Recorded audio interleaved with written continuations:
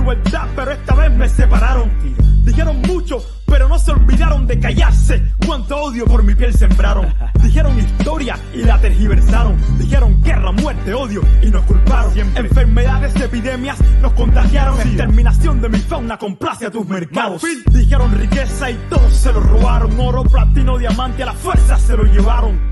Y la actualidad es tan triste que todo aquello que dijeron es lo mismo que hoy se dice más. ¿Quién dice, quién explota, quién se beneficia? El asesino, el mismo que da las noticias. Hay una cuenta fácil que siempre me da las grandes riquezas, de dónde vienen y hacia dónde van. Independiente como los Mao Mao, concluyente como los Mao Mao, como los Mao Mao, como los Mao Mao. Somos resistentes como los Mao Mao, independiente como los Mao Mao, concluyente como los Mao Mao, como los Mao Mao, como los Mao Mao. Somos resistentes como los Mao Mao. Nati Dre es afroresistencia, cultura ancestral, afrodescendencia, solidaridad. Esa es la esencia, la diáspora africana eleva la conciencia, conciencia negra, universal, progresista y transcultural. Negros y mestizos revolucionando, pueblos caribeños y africanos en un solo bando. No más explotación, colonialismo interno, no más confusión, supremacía blanca en el Babilón. Soy rojo, negro y verde, afroliberación.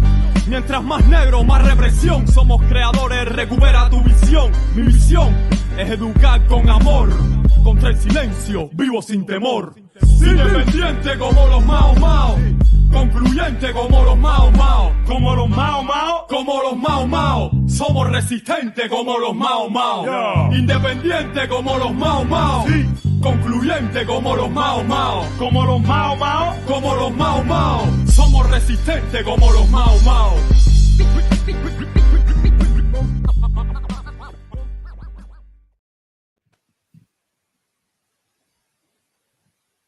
Rise up. Hello. How's everybody doing? I'm good this morning. How's everyone else? Good. I'm good to go as well. Nah, let's start that over again. Okay. How's everybody doing? Good morning. Looks like we're all troubled by society. We are, unfortunately. By what's going on in the world. There's a lot going on. But I'm glad to be on the rise up with the comrades. So yeah, it's good to be here with you guys. Yeah, we got a special guest. We will announce shortly. But until then, I'd like, if we could, I think, do we have an article lined up? Maybe we could potentially get into, or maybe people got announcements. Anybody got something special going on? We know Ikemba has something real special going on. Hey. He's the comrade. Yeah, right? Yeah, we'll see. The comrade will announce it when he comes on, man. Shout out to Ikemba, man. Shout out to Kalanji. We know they got work. Yeah. Yes. Let's see right here. Yeah. So I think I already have it lined up.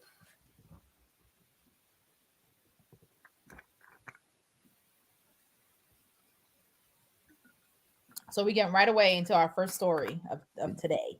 Exactly. Yep. Right into it. So if anybody wants to start this off, I will navigate the article. Okay. Buna, you want to start us off? Okay, so this is the article is quite old. It was last year. It's not a new article, but it's about the partnership between the Howard University, which is one of the most important historically and even nowadays HBCUs in the US. So partnership between a leading HBCU and the Pentagon, okay, US military complex industry.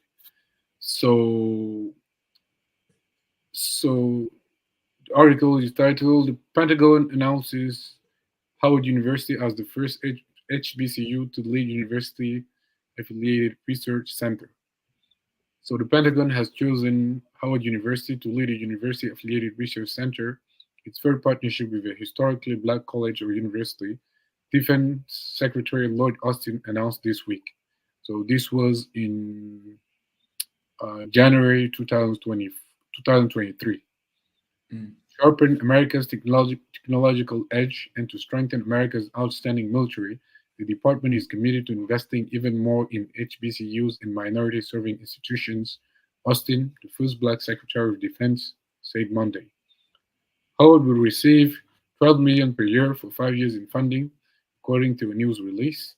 This is the first university partnership primarily sponsored by the Air Force, and this is the first time the department accepted submissions from universities to become an affiliated research center, according to Howard University President Wayne A.I. Frederick. Okay, so I'm skipping through, and I'll go to the last two paragraphs. The program really emphasizes that for the country to be successful and for the country to compete, to continue to be competitive in terms of research, etc., that you have to diversify. What that workforce looks like in the area of research. Frederick, so the president of Howard University, I don't know if he's still president, but this was last year. Frederick said the Pentagon currently has partnerships with 14 other universities across the country, including Georgia University of Technology, University of South Carolina, and the University of Maryland.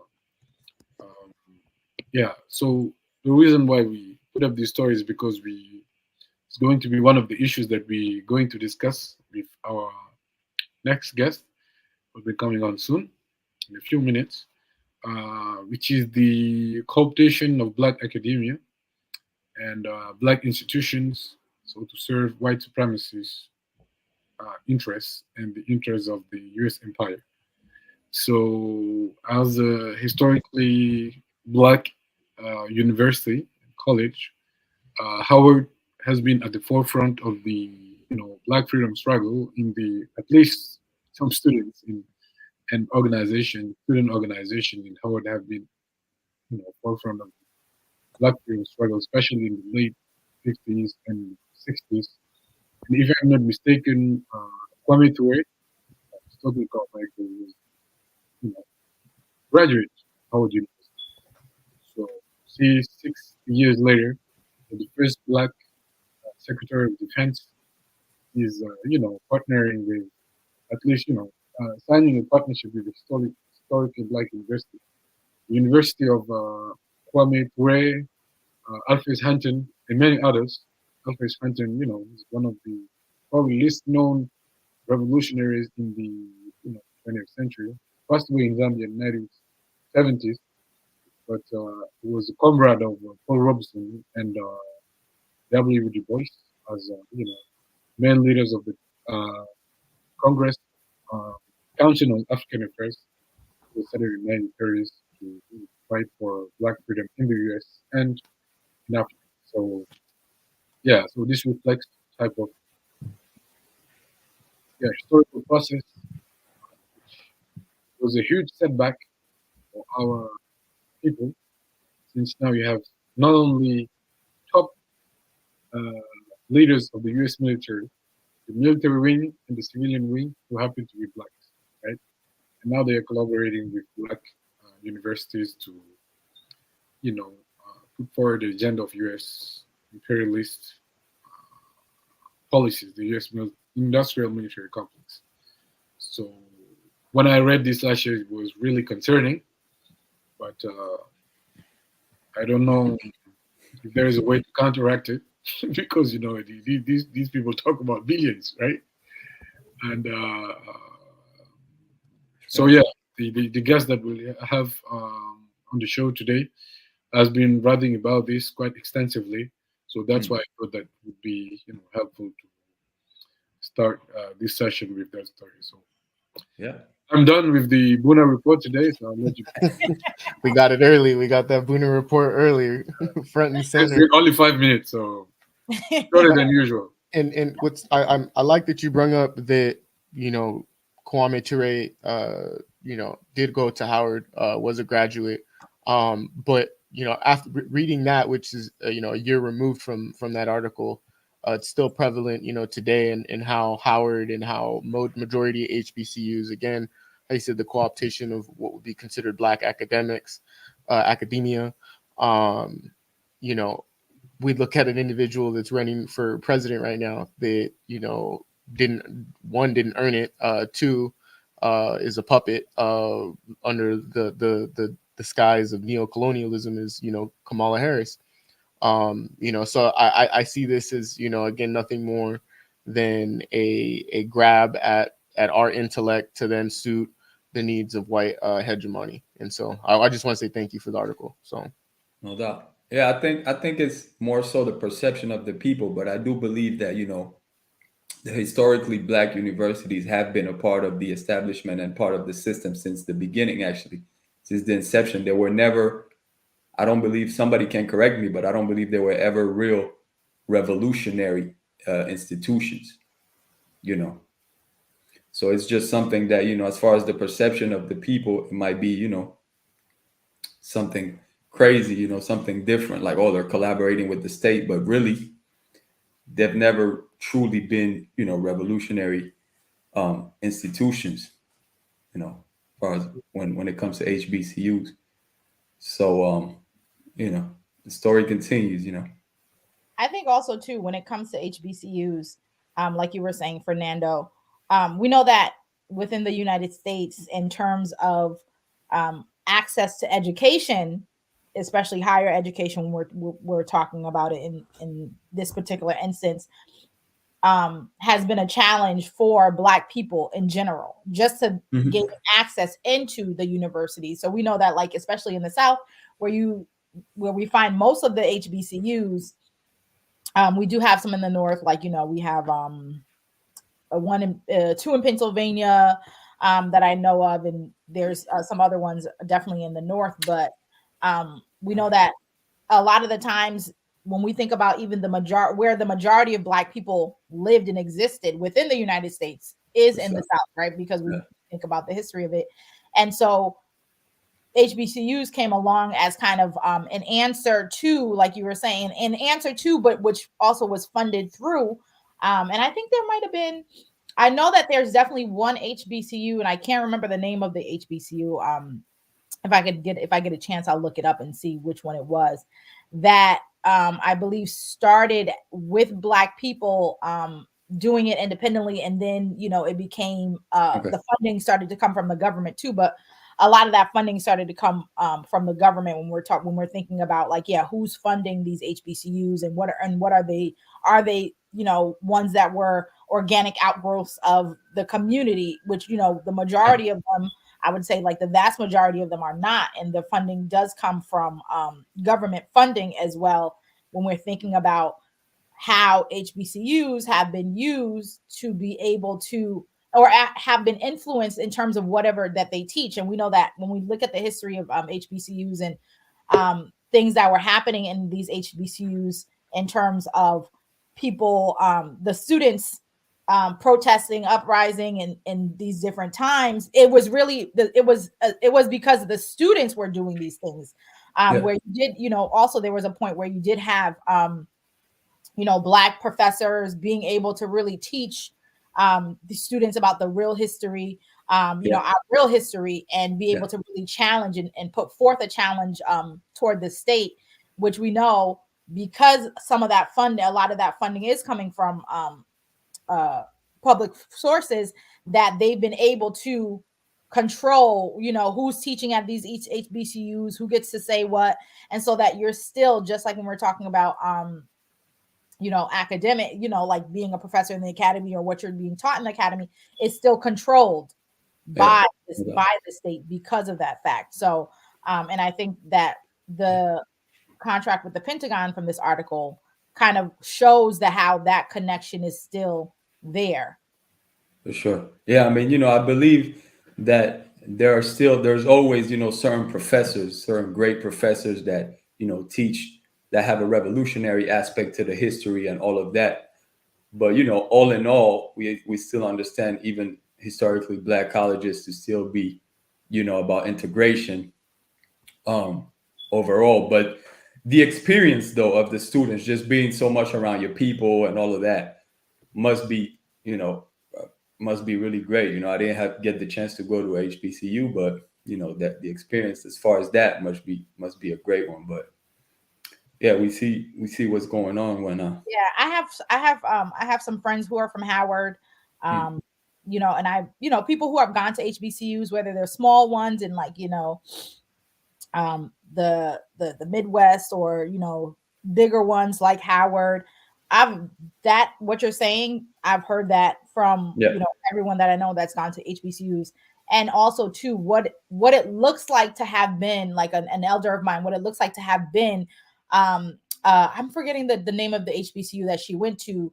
But where you had H. Rod Brown coming in to speak, and you have, people who are, students who are really protesting, and, people who go on out of these HBCUs to be part of the revolution, and to also fight for those who are part of the revolution and things like that. So I think that there's so much potential in HBCUs, because like you were saying, Fernando, that you're in this environment with so many of your people. And I think that the potential that exists there to really create radical change, and to really like politicize our people toward our own interests and means is there, because there's such a large number of us. And I think that's one of the reasons why you would see something like the article Bruno brought up, and why you would see the U.S. wanting to intervene in a way that is not so overt in terms of deciding what people are learning, and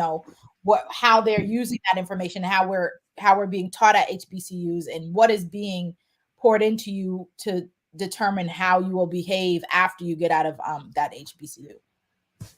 No doubt. But Buna, you wanna take it over? Yeah.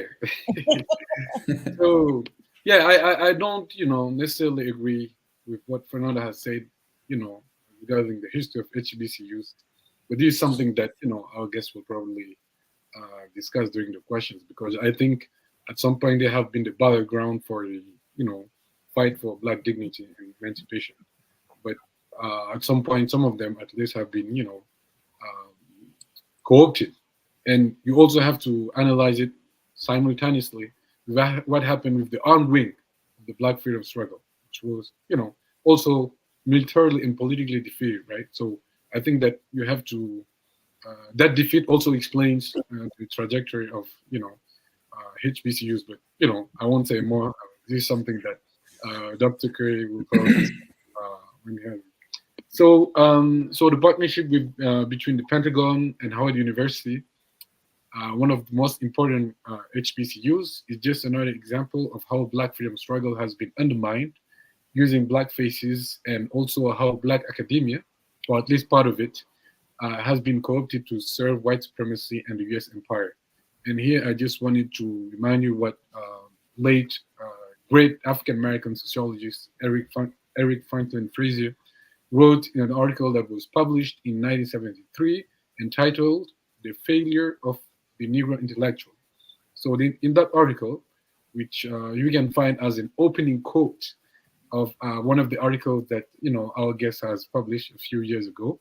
So in that article, Eric Franklin Frazier wrote that most Negro intellectuals simply repeat the propaganda which is put out by people who have large economic and political interest to protect. Of course, Negro intellectuals are in a different position from the standpoint of employment. If they show any independence in their thinking, they may be hounded by the FBI and find it difficult to make a living. At the present time, many of them find themselves in the humiliating position of running around the world telling Africans and others how well off Negroes are in the United States and how well they are treated. Okay, this sounds very familiar to some of the things that we hear from Black politicians, right? And the so-called Black misleadership class, to late Glenn Ford.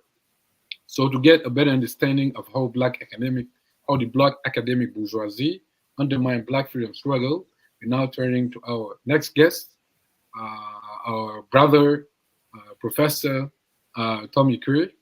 So Tommy Curry is a professor. Dr. Tommy Curry is a professor of philosophy at the University of Edinburgh, Scotland, where he holds the chair of Africana philosophy and Black male studies. His research interests are 19th century ethnology, critical race theory that we'll talk about today, and Black male studies. He's the author of several books, including The Man Not. I don't know if you guys can see it on my screen. This book, okay. Race, Class, Genre, and the Dilemmas of Black Manhood, which was published by Temple University in 2017, a book which won the 2018 American Book Award. He also published, that was 2018, this book, Another White Man's Burden, Josiah Royce's Quest for a Philosophy of Racial Empire, which won the Josiah Royce Prize for American Idealist Thought. He has also republished the forgotten philosophical works of William Ferris as the Philosophical Treatise of William Ferris, Selected Readings from the African Abroad, or His Evolution in Western Civilization, which I don't have a copy of, but people can find it easily online. But Dr. Curry is also an organizer. He is the past president of Philosophy Born of Struggle, one of the oldest Black philosophy organization in the United States. And I also should mention that, he's dedicated, he's a committed activist, and in fact, his life has come under threat in the U.S. While he was teaching at Texas University, because he, advocated for the rights of Black people in the United States to defend themselves against armed white supremacists. So, Dr. Tommy Curry, thank you very much for joining us, and welcome to the Rise Up Morning Show. Thank you very much for having me. So we've drafted, a few questions that we'd like to ask you, about how the Black academic bourgeoisie undermined Black freedom struggle historically and also nowadays. But before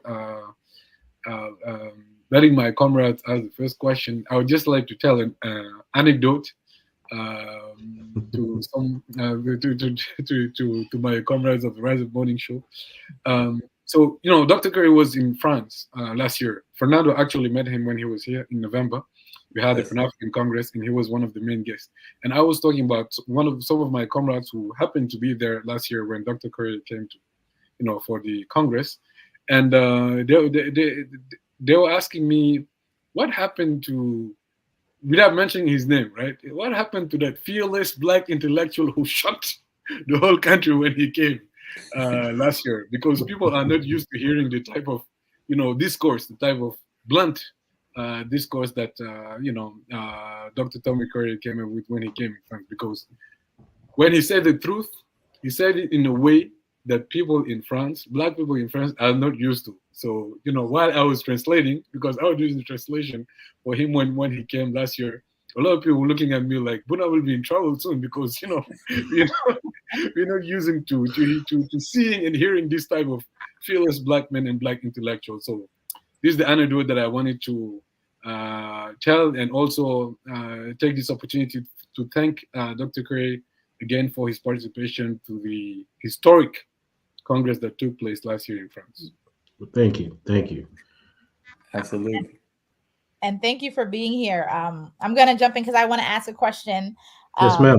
And I'm also interested to hear more, Buna, later about Dr. Curry's speaking in France, because when I was in France, we were doing something on Black studies also. So that would be interesting. So yeah, we did talk, as Buna mentioned in the introduction, all of your research and how you've done a lot of research and wrote several articles around critical race theory. Yes. So we know that currently and in the past several years has been under attack within the United States, and some places have banned it. And so I wanted to ask you if you could, start just by explaining to non-specialists like Buna and the rest of us about the origins of critical race theory and its importance to Black freedom struggle, and why you think white supremacists found it so, and still and continue to find it so threatening that they decide to ban it. Well, that's a great question. Critical race theory started on the backdrop of Black power and Black nationalist movements. Many of the people who work in critical race theory today largely link it to progressive commentaries and critiques of liberalism. but that's not exactly the origin. Critical race theory was started by really old school intellectuals that were working on desegregation cases back in the 60s and 70s. One of those people was Derek Bell. Richard Delgado, who was a great neighbor of mine when we were living in Tuscaloosa, Alabama, often told me the stories about how him, Derek Bell, and others, Linda Green, for instance, became increasingly suspicious of the narrative and the ideology being taught in law schools, as if the civil rights movement was a complete success. When you actually look at the original documents that people like Derek Bell wrote, like in 1976, Racial Remediation, there's a suspicion, right? There's a very well articulated suspicion that segregation was not, in fact, the core and heartbeat of anti Blackness, that it was, in fact, white supremacy. So while you may have destroyed the artifice of separate but equal, you didn't fundamentally change the way the society operates. And that became the basis to launch a critique, not only of integrationism, but the way the law functioned to preserve white interests. This is why he came up with the idea of interest convergence. Now, when you think about Black civil rights, you're not thinking about fixed human rights that are reflected in civil society. Rather, you're thinking about agreements that are contingent and tedious between groups of white people in power that can be changed on a whim. So he argued that Black civil rights, specifically, voting rights, segregation, even employment rights, can be fundamentally changed if it no longer serves the interests of a white liberal majority versus, say, white conservatives or the white poor. He had different white parties debating over these issues. I think we see with the recent Supreme Court decision in the United States that that's exactly the case, that they decided that Black people should no longer be beneficiaries of affirmative action, at least in school admission. But they still allow it for gender and for other categories that they're inventing. I think they're trying to focus now on Title IX disparities around men. So again, it goes to show that the idea itself, you don't mind letting certain groups of people into university on special checks. But when it comes to Black people, that becomes an issue. So that pessimism about the law reflected and reverberated widely, because remember, the liberal mythos suggests that integration solved the race problem. Bell was one of the first people, him and Delgado were some of the first people that were suspicious of that. He fundamentally believed that America was racist at its core, and that anything that we see are at best symbolic and superficial changes to the fundamental apparatus that's oppressing Black people and other non-whites. So that created a large amount of tension throughout the academy and throughout the society. As with most movements, by the 1980s, you saw that it was fed into things like feminism, ethnicity, multicultural studies, etc. And it became a way mostly to talk about education and to talk about identity. This weakened the fundamental structure, which was based on the analyses that you got from Black political prisoners like Huey P. Newton, and even people like Martin Luther King, who said there needed to be a fundamental readjustment, not only of the culture or the metaphysics of white supremacy in terms of how whites think they're superior to Blacks and seek their extermination in various ways, but also the ways that the laws of the land were articulated and re-articulated through policies and institutions. So that's why you see police violence. That's why you see incarceration. That's why you would have a president like Obama, but at the same time have increase of Black poverty and Black homelessness and Black murder, right? So he really created a paradigmatic analysis of how you get appearances and superficial symbols of an American society that doesn't mean that it's fully structural or culturally changing to adapt and integrate Black people fully into a democratic life. And today, that the term critical race theory has become synonymous with any discussions of race. So even Black liberals are participating in a discussion that largely displaces the work of Derek Bell and Richard Delgado, even John Stefanczyk, right? So you have a lot of old school intellectuals, Kenneth Nunn, Linda Green, et cetera, right? Who are making concrete arguments that the law works to give you a notion of progress while maintaining structural inequality, so that it disables and disabuses people of their anger and sentiment. So we hold on and latch on to those symbols. Obama's a great example. I'd say the same thing's happening around Kamala Harris. So we don't get Black people organizing around racial inequity. In fact, we encourage Black people in the United States, when I'm talking about governments, institutions, and white stake holders and opinion makers, incentivize Black people, so create solidarity around every other issue, be it sexual minoritization issues, be it class issues, be it religious issues, anything but Blackness. And that's why you don't have a very strong organizational component now. White supremacists understand that. So what they've done, and I said this back in 2019 when I was attacked by the alt-right, is they've seen that lots of the liberal ideology originates within American institutions of higher education.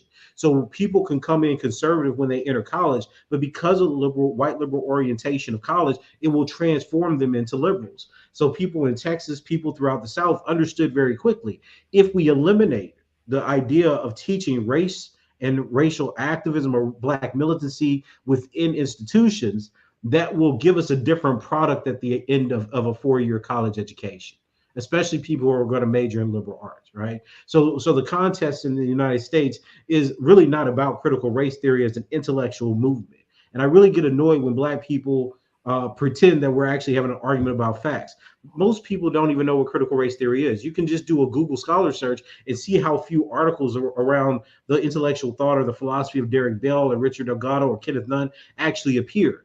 What they're talking about is what's become known as an apparatus or a kind of practice among black academics to talk about race from a pessimistic tone or to say that America is racist. That's not the same thing as critical race theory. Critical race theory, at least the realist strand, there's two different strands, and I'll talk about the idealist in a moment, but at least the realist strand that's conceptualized by Bell was a system that wanted to get rid of morality and look at economic policy, the position that black people held within the society, and institutional discrimination as a metric of progress. He became pessimistic after evaluating empirical mindsets. So looking at what was the history like? Has there been any change? What are the metrics and the demographic factors where black people find themselves in the United States over the coming decades, right? And then from that, he says, well, given the evidence, we must conclude that racism seems to be permanent. In other words, it constantly reinvents itself to reinvigorate its rationale and logics so that it maintains black subjugation. Now, because people started reading things like Foucault and getting into identity, they start appropriating European theories that were popular in literary criticisms into arguments about critical race theory. That's the idealist strand that Richard Delgado articulates so well in several of his articles. Now, the idealist strand is going to be interested in discourse analysis, representational analysis, arguments about metaphysics that really are no more than political ideations or ideology. This becomes popular because it gives a way for black intellectuals to participate in mainstream disciplines like philosophy, like history, like women and gender studies, etc., at the discursive level. But it doesn't contend about the fundamental structure of how laws, white populations, voting, etc., economics operate within the society. And that's the big difference between the two. Now, white people don't know about this issue or this difference in critical race theory in the United States. What they see is black history, saying America's racist, and attacking whiteness. That becomes the kind of amalgamation of ideas that they really want to see be censored. But again, the censorship of these ideas isn't the issue itself. The issue is what they want to produce in the Republic. They want to stamp out the kind of view that whiteness is in fact guilty of the sins of slavery and various forms of genocide and imperialism. They want to stamp out the idea of black empowerment, especially black militancy, and they want to promote black assimilation, very similar to what we see throughout Europe and throughout various EU nations like Belgium, France, etc. They don't teach any ideas of black struggle. So the idea is that you have a huge assimilationist pressure in terms of learning language, in terms of valuing the same kind of idols and respecting government governance and law.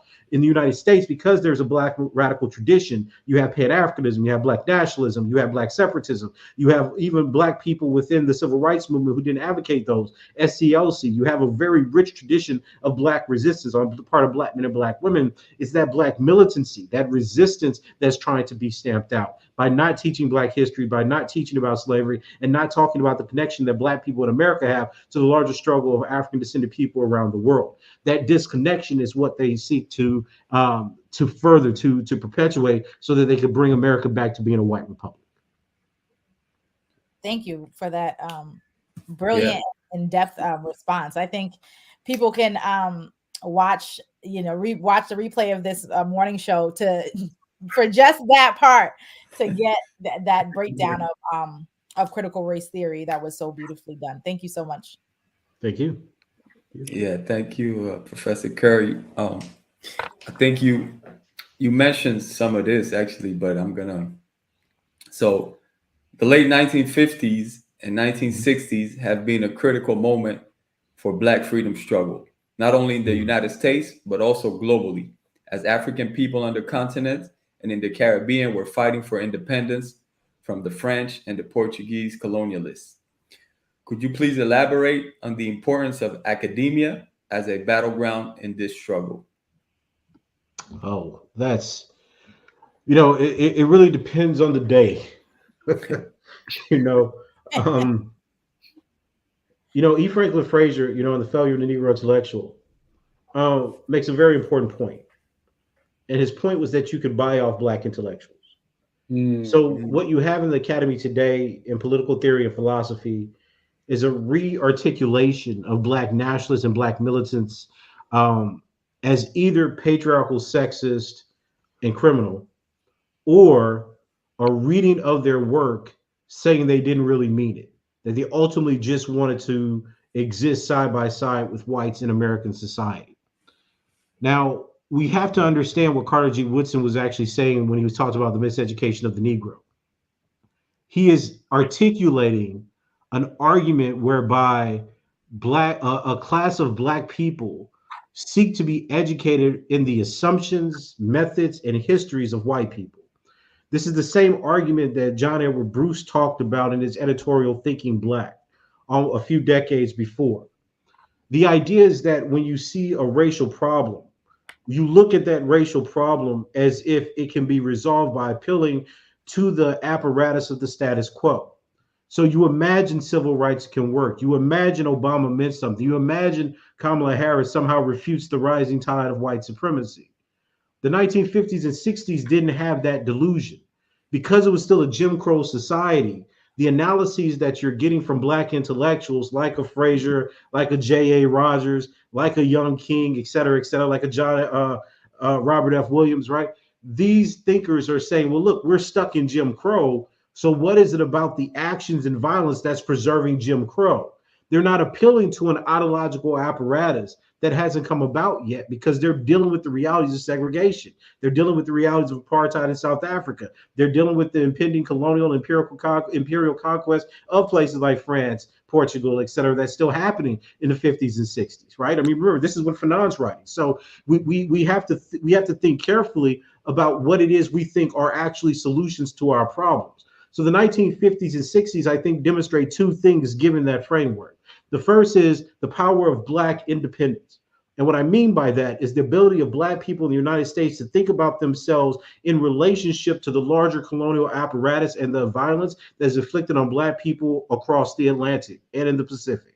So Black people are looking at Jim Crowism as a reflection of a larger colonial problem. This is, of course, where we get the rise of internal colonization theory. The second thing, and the most important thing I believe it suggests, is that Black people did not have as a fundamental part of their belief system in the mid-20th century a dependency or a need to believe that white people had to fundamentally change for them to grasp freedom. I talk about this all the time. So in the 19th century, you had the idea of the kneeling slave, the slave just asking, "Am I not a brother?" And you contrast that to the work and to the revolution you get in Haiti with Dessalines and Louverture, et cetera, Christophe, around the problem of whites occupying a Black republic. Now, on one version of history, you would see Black militancy of the 50s and 60s. You see the fights against the KKK. You see the Black Armed Guard. You see Black people protecting their communities, families, neighborhoods, et cetera, as an extension of the self-determination movements that happened in the early 19th century. But the flip side of what most Black academics are doing now is saying, well, look, we're going to pretend that the Haitian Revolution didn't even happen. We're going to pretend that at the end of Reconstruction, Black men weren't taking up guns alongside with their women to protect the right of the ballot that the Black folks just got in America. We're going to pretend that we could read everything as this natural progression towards equality, where at the end of the day, it's white women and Black women marching together against white patriarchs. That kind of fictive imagining, which dominates the academy today, is a discursive apparatus that's being taught to undergraduates who have no idea of the concrete histories and violence that were inflicted on Black people across the world.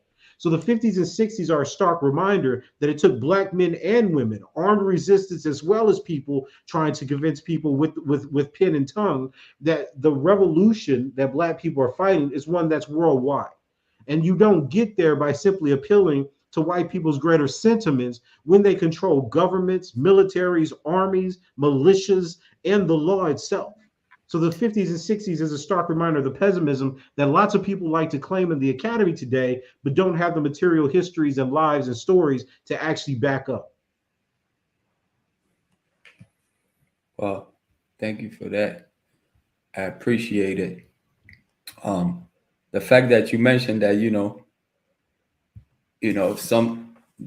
that confusion, of thinking that white people needed to change for our liberation, that's key, and that's interesting, because we understand that that's not going to happen. We know if we study and we understand and we know our enemy, that we know that our enemy has no conscience, right? And that there's no reason to wait for that.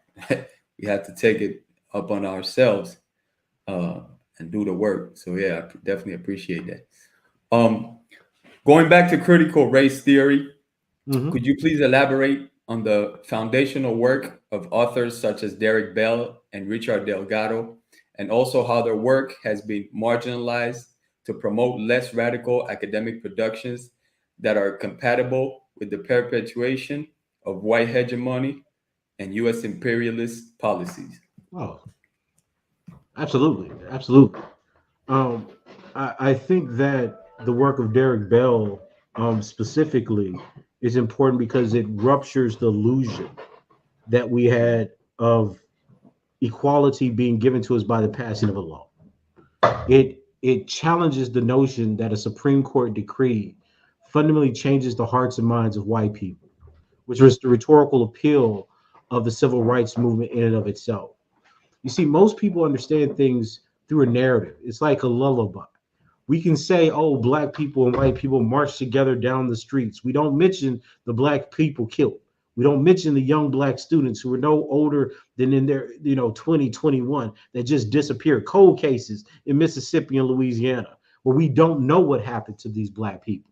And we pretend that it's the white people that decided to come off their couches in their segregated neighborhoods and walk hand in hand with black people that fundamentally changed the world.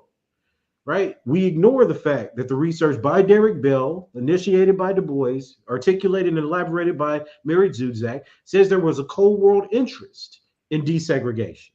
Right? See, this is what Bell is talking about. Like, you can say there was a change, but did the change in fact affect the material, economic, political, and legal conditions that black people find themselves in? The answer is absolutely not. Right? But we still have to keep on with the myth and the narrative. So what ends up happening is, if you want to be hired at an Ivy League institution, if you want to be hired at a major research institution, which are majority white departments, we make up a very, very small percentage of the U.S. Academy, right? You have to say things that connect with those groups of people. Nobody respects black intellectual thought. Hell, most of the people that are teaching in black philosophy went to schools where they didn't take any graduate courses in black philosophy. Because there's only like 120 black philosophers. So imagine the number of schools there are in the United States. Are those black philosophers teaching classes in this area? Right? And that's assuming that every black philosopher teaches black philosophy, and that's not the case. Right. So what you have are people in a self-declared field, at least in philosophy, right, and many other liberal arts disciplines, that are saying they teach an area or they know an area where they fundamentally are disconnected from the intellectual history and heritage of how black people thought. The reality of the situation is that from the 19th century forward, black people were not integrationists. Integrationism was an accidental term that comes off the back of the Warren Court. They were interested in desegregation. Right? They started applying contact theory by Alspore and all these people to justify the policy. Oh, if we desegregate, white people will fundamentally change. But we see time and time again that a rise of ethno-nationalism or white supremacy or white supremacist politics, right? Pick whatever you want, white populism, etc., often follows any symbolic or concrete advancement on the behalf of black people in the United States. So the idea that just being around white people fundamentally makes them more accepting of your culture is just a lie. When we look at social psychology, we can see that in the name, in the threat construction of black men. We see it in the reaction that whites have to black male names. We see it to the way they perceive black women, specifically around issues of poverty and actually being closer to black men than other groups of women. Like, all the data and social scientific research explains to us that black people are basically a non-incorporated group of people within the United States. But what we do is constantly appeal over and over again to the idea that, hey, we're American, they're American, we can somehow reconcile this race issue. But nothing in our history suggests that that's the case. So you have an academic class that says, look, let's ignore the material reality, let's ignore the history, and let's project upon black authors, be it Martin Delany or Frederick Douglass or Martin Luther King or W.E.B. Du Bois especially, let's project on them the idea that they wanted to actually be part of the United States and live side by side with whites under integrationism. And the funny thing about it is, you could go all the way back to Du Bois of The World in Africa. He explicitly says that integrationism is a form of racial suicide, and that it disconnects the struggle that black people have in America against white supremacy from the larger Pan-African struggle that connects colonialism and economic exploitation of Africa and Asia with the interests of black people in the United States. That's explicit. It's not challenged. He wrote it in the 50s or 60s. And yet every time we talk about Du Bois, we don't talk about his Pan-Africanism, despite the fact that he's basically the father of Pan-Africanism, of course, to George Padmore. And he explicitly rejects integrationism that's following after Brown v. Board of Education. In fact, he says he fundamentally disagrees with Martin Luther King about this notion of integrating into America, given the way that America still has colonies of Africans across the world. So there's a lot of intellectual dishonesty, and it's not disagreement. It's dishonesty that does not want to actually talk about the foundational texts and arguments that people like a Du Bois, a Baldwin, a Robert F. Williams, a Malcolm X are actually articulating from the 1960s and 70s to now, right? So what we do is we demonize those movements. We say that those black men had other interests. They weren't somehow, they gave their lives for black people, but now we're somehow believing that they wanted to exploit other groups of people. They actually wanted to dominate women, which is a CIA operative, Gloria Steinem, and what's that woman, Shulamith Firestone, writing that, in sexism as racism, right? Like, these are invented techniques that people outside of movements actually had and got incorporated as the mainstay of black intellectualism today. So what we'll do is we'll demonize all the black men that died. We'll demonize Medgar Evers. We'll demonize King. Evidently, now the argument is that King had sex rings. And we're quick to believe that. Anything bad about the people that disrupted the status quo seems to be whatever the black intellectual class is going to reflect. This is the same thing that Elaine Brown talked about in The Condemnation of Little B. She said you have a bunch of black intellectuals and black politicians that are willing to castigate and condemn, incarcerate and kill poor black men, despite the fact that historically, poor black men have been among the most revolutionary and militant classes of people in every colonial geography. So you have a deliberate demonization of a population that has been known to give their lives in the fight against white supremacy and white imperialism. And yet, as intellectuals, we're told we're not supposed to honor that, because I'm supposed to believe that because someone doesn't hold the same politics about gender, sexuality, or class 80 years ago, almost 60 years ago, that somehow their fight and their sacrifice isn't worthwhile. It's nonsense. Right? But this is how the academy generates and produces information. You have to remember that there's almost an autopoiesis here. The academy wants to constantly regenerate itself. Disciplines want to regenerate itself. And if you could get black faces that say these arguments, that claim that they're Marxists, that claim that they're liberals, that claim that they're progressive, that claim that they're feminists, all of that fundamentally are external ideas that are used to problematize the issue of black solidarity and black militancy. This is despite the fact that many of the revolutionary leaders in these movements were black women. So these women become alienated from their own intellectual history because they're being appropriated within liberal, progressive, and feminist discourses. So the academy being fundamental, I don't know, man. It's a tough pill to swallow, because the aspirational nature of the U.S. Academy is such that it's a means to increase one's class status and class mobility. Yeah. Right. It's not the endeavor that you get when Du Bois and E. Franklin Frazier and Charles S. Johnson are writing. You know, they're writing from a position where they're attacking the ideological foundations of Jim Crowism. They're trying to refute the notions of Black inferiority.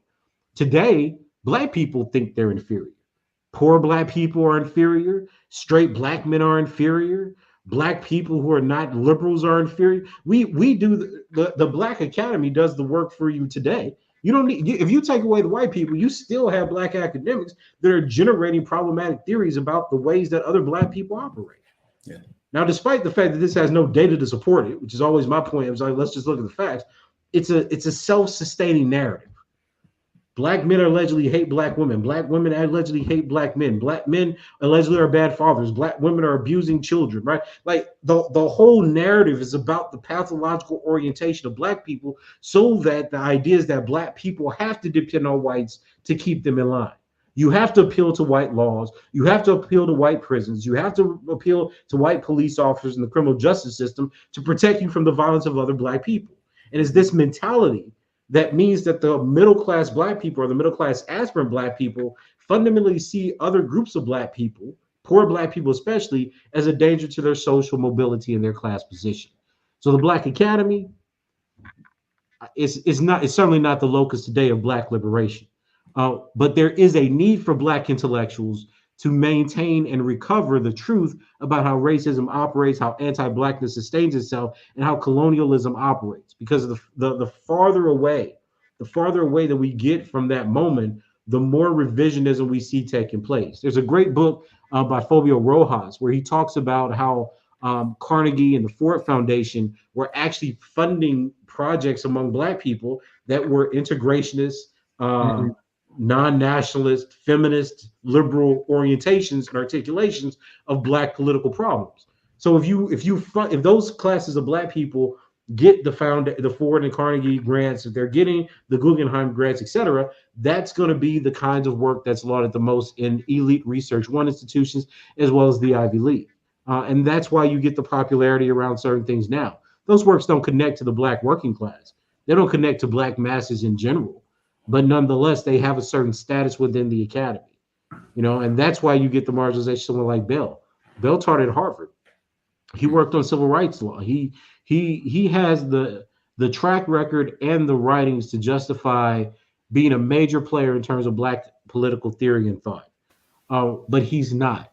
And it's not because he didn't put in the work, it's because he's not compatible with the overarching ideas of liberalism, integrationism, and a certain form of gender politics that wants to demonize and condemn Black militancy across the world. He's actually drawing from internal colonization theory. He's actually talking about Pan-Africanism. He actually relies on how Baldwin and Du Bois actually see, the larger conceptualization of Blackness around the world.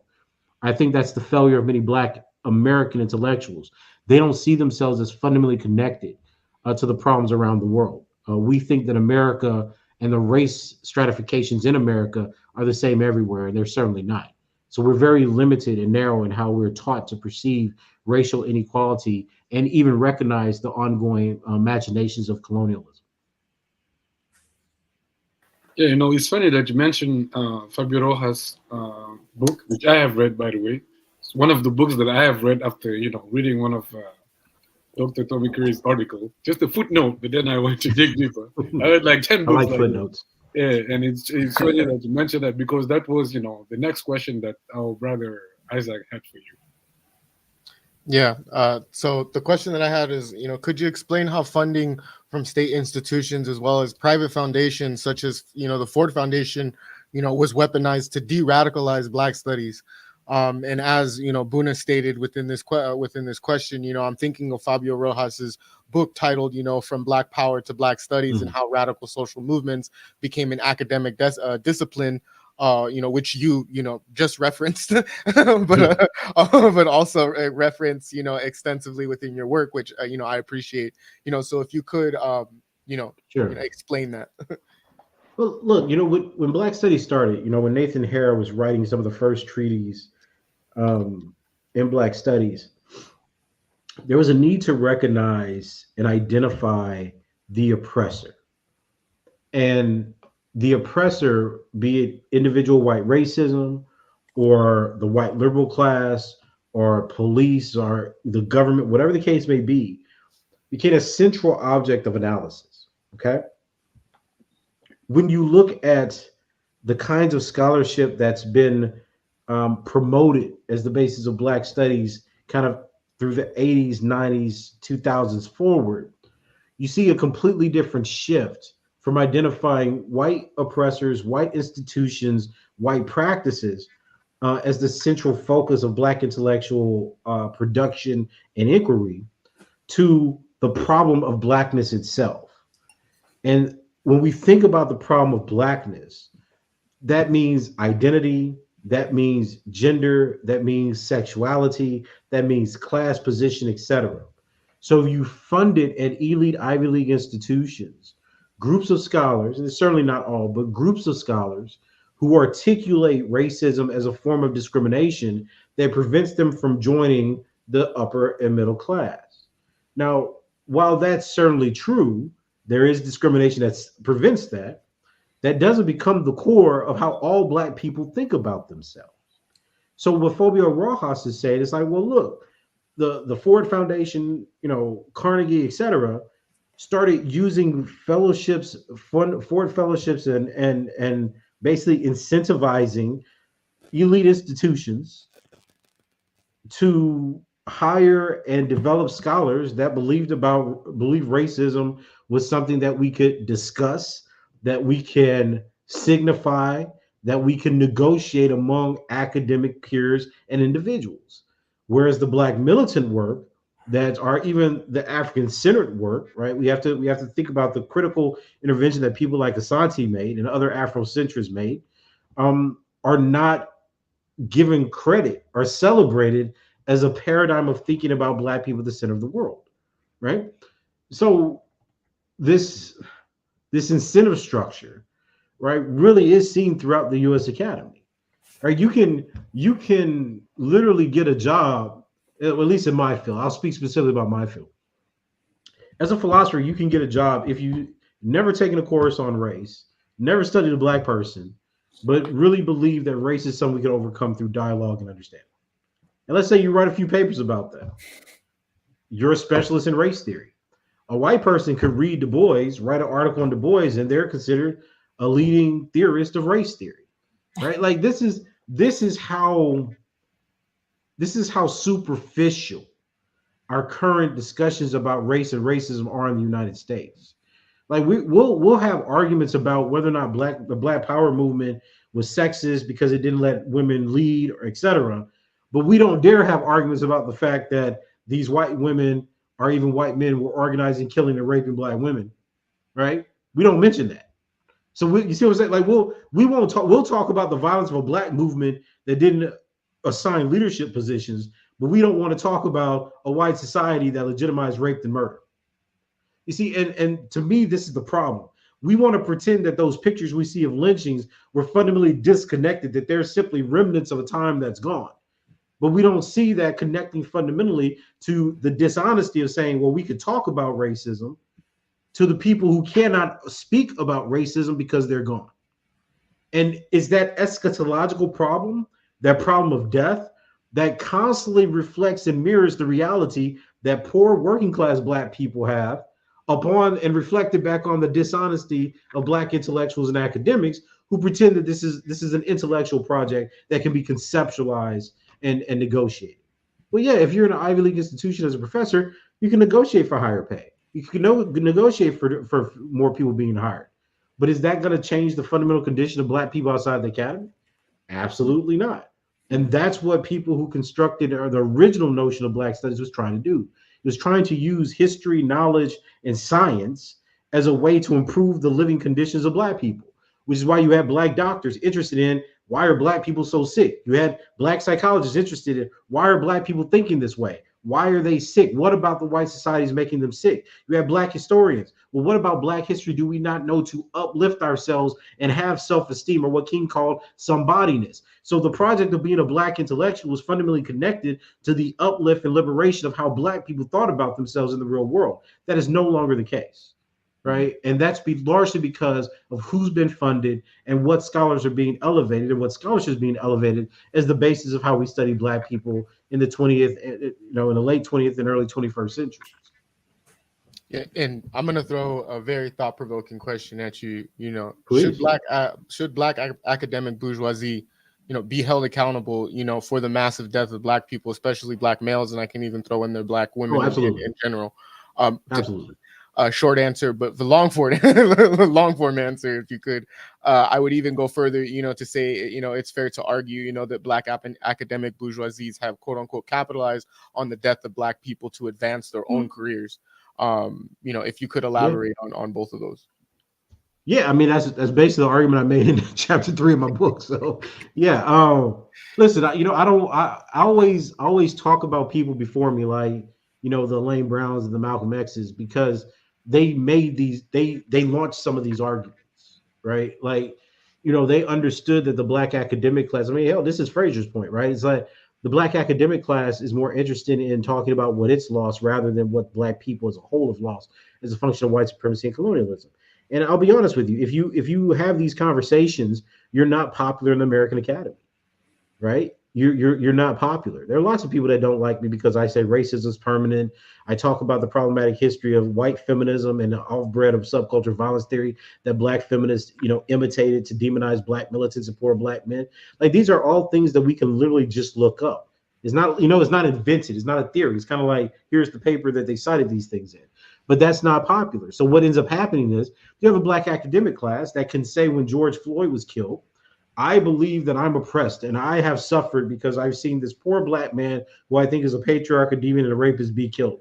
And you have a white liberal institution saying, you're so right. We have to keep you so that you can translate these problems for us so that we don't make the same mistake again. And what did you have? You had a huge amount of outpour among Black elites. You had the support of BLM, right, which sent none of that money back to poor working class communities, specifically in East St. Louis, where where you get Mike Brown, and you have people still fighting on the ground against a racist police force.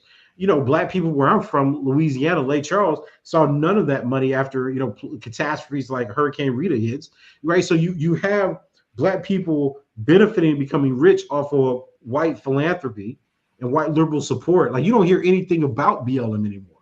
Like, they bought their houses, they're off the map, they're off the radar, right? Because they've been enriched by the struggle and suffering of poor Black men. So even in the academy, you had a huge rush, right? Even on this side of the Atlantic, to instill and diversify faculty. 2-3 years later, faculties haven't changed. A few people have got appointed, but overall, the overall status, the health disparities that we had in our communities that were highlighted by COVID, the police violence that Black people suffer throughout the world, be it France, the UK, or the United States, none of it's decreased, right? So the Black academic class, and this is Winter, right? In No Humans Evolved, the Black academic class rationalizes the pathological stereotypes that are animated and mobilized by white liberals to frame certain Black populations. This is why I think The Condemnation of Little B is such an important book, right? Because what Brown does is articulate how Little B becomes a project that Black politicians use to distance themselves from the realities of Black urban crime and suggest that the locus of it are poor Black men who are criminogenic. Now, in my work, what I've wanted to do is conceptualize that as more of a system of and practices of intellectual thought, whereby the social mobility and the placement of academics become related to the distance they show they have to the problem population, which in this case is the poor young Black male. Because when you say, listen, I'm not empathizing with this Black radicalism, I don't sympathize with Black militants, I don't believe, heads up, don't shoot, I don't believe in armed self-defense.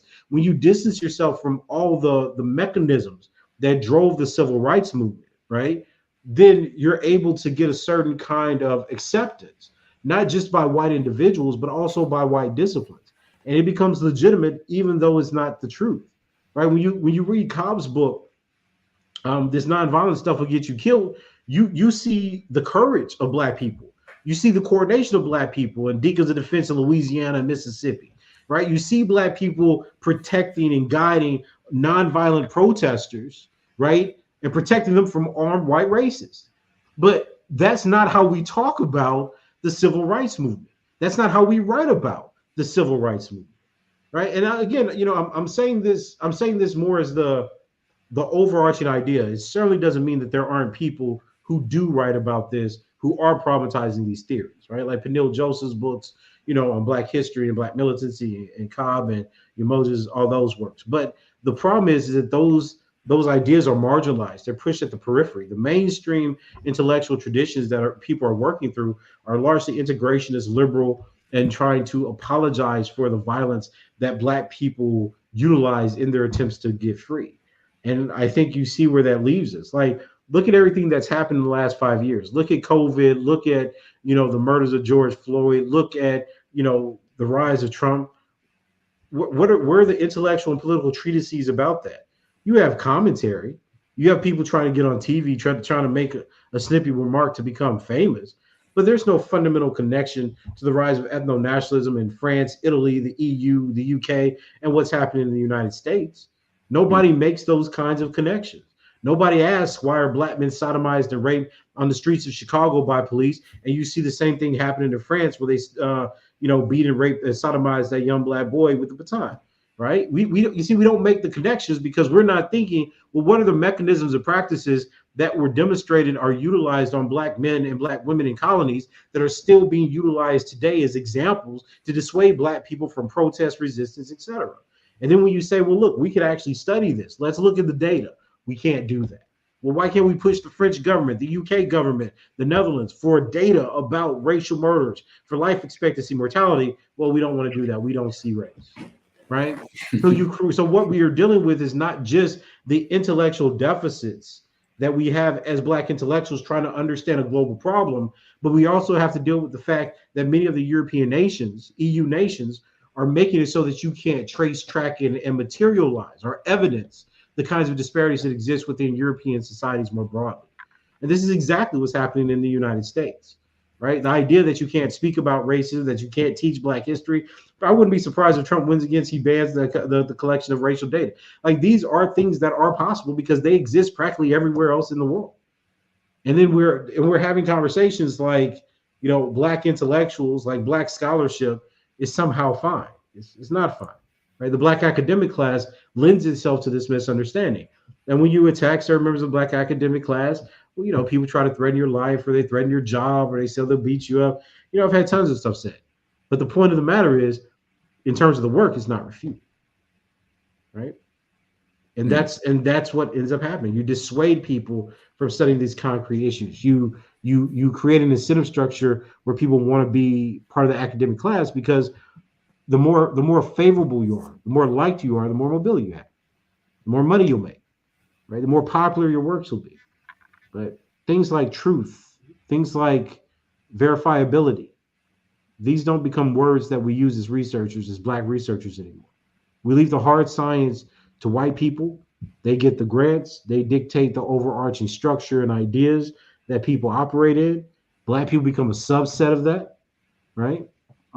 And then we make our careers largely criticizing their blind spots about racism.